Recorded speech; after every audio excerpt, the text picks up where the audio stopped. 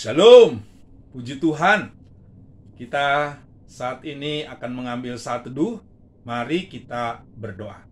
Kami datang ke hadirat-Mu yang maha suci dengan penuh syukur, dengan penuh sukacita, karena Tuhan yang sudah memimpin kehidupan kami, Tuhan yang sudah memberkati, Tuhan yang sudah menghalau segala yang jahat dan memberikan kami sukacita.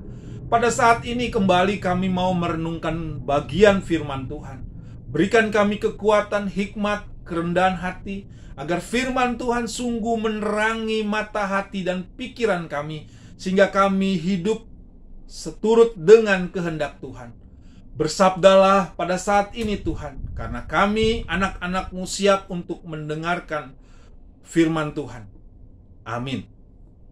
Saat ini firman Tuhan terambil daripada Yeremia pasal yang ke-22, ayat yang ke-11 sampai dengan ayat yang ke-17. Saya hanya membaca ayat yang ke-13 dan 14. Celakalah dia yang membangun istananya berdasarkan ketidakadilan, dan anjungnya berdasarkan kelaliman, yang mempekerjakan sesamanya dengan cuma-cuma dan tidak memberikan upahnya kepadanya. Yang berkata, aku mau mendirikan istana yang besar lebar dan anjung yang lapang luas, lalu menetas dinding istana, membuat jendela, memapani istana itu dengan kayu aras dan mencatnya merah. Bapak Ibu, anak-anak, jemaat yang dikasihi oleh Tuhan kita Yesus Kristus, kenikmatan dunia seringkali menggoda manusia, sehingga manusia mengejar kenikmatan duniawi, bahkan sampai rela melegalkan dengan berbagai macam cara untuk mendapatkan apa yang diinginkan. Dengan mengejar kenikmatan itu, banyak kita jatuh di dalam dosa. Padahal Tuhan pun menyediakan banyak kebahagiaan di dalam jalan-jalan yang sudah Ia tentukan. Dalam tugas panggilannya yang diberikan Tuhan kepada Yeremia, di mana Tuhan ingin umat Allah jalan seturut dengan kehendak Tuhan.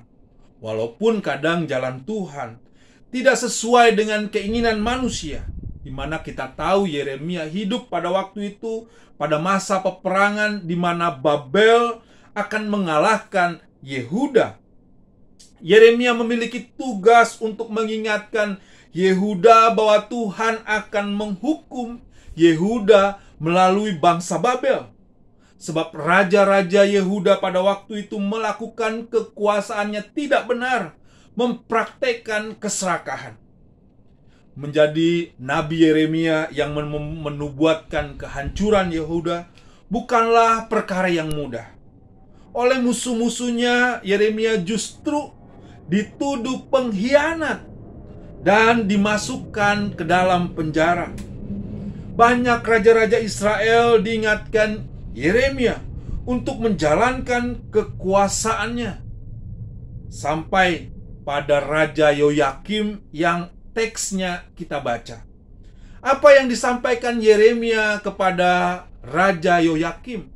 Yang pertama, waktu memimpin jangan serakah.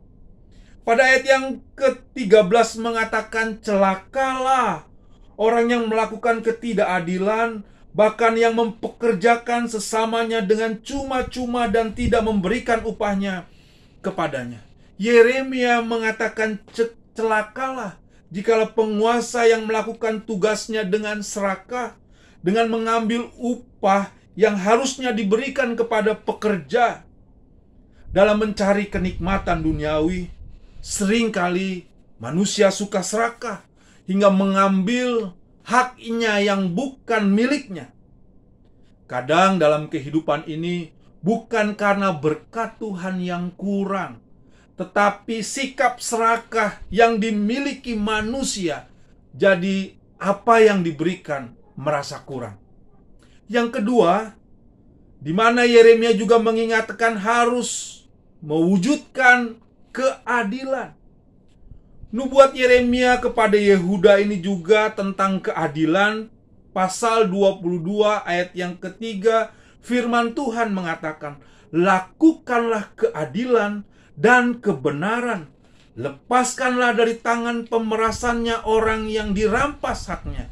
Jangan engkau memperlakukan orang asing, yatim dan janda dengan keras. Dan janganlah engkau menumpahkan darah orang yang bersalah di tempat ini. Nubuat kepada Raja Yoyakim ini juga mengingatkan bahwa Tuhan ingin orang-orang melakukan keadilan. Dengan melakukan keadilan berarti ia mengenal Tuhan. Dengan kata lain, Tuhan berpihak kepada orang-orang yang berlaku adil. Tetapi sayang, Raja Yoyakim matanya hanya tertuju kepada perampasan dan penganiayaan. Makanya Yeremia mengingatkan kepada Raja Yoyakim. Bapak, Ibu, serta saudara dan jemaat Tuhan, dalam menjalani kehidupan ini, marilah kita tidak serakah. Marilah kita mewujudkan keadilan. Sebab ada bagian yang harus kita kerjakan dengan takut dan taat kepada Tuhan. Tuhan Yesus mengajarkan kita untuk terus menjadi terang dan garam di dalam kehidupan ini, menjadi murid-murid yang setia. Marilah waktu kita memiliki tanpa menyakiti, sukses tanpa menjatuhkan orang lain, sehingga terang itu terus bercahaya memancarkan kasih Kristus dan menunjukkan kasih-Nya bagi banyak orang, sehingga nama Kristus dimuliakan. Amin. Terima kasih Tuhan untuk firman-Mu pada saat ini. Kami serahkan langkah-langkah hidup kami ke depan. Tolong kami dalam situasi pandemi saat ini. Biarlah kami terus diberikan hikmat, kesehatan oleh Tuhan. Di dalam nama Tuhan Yesus kami serahkan doa ini. Amin. Tetap semangat. Tuhan Yesus memberkati kita.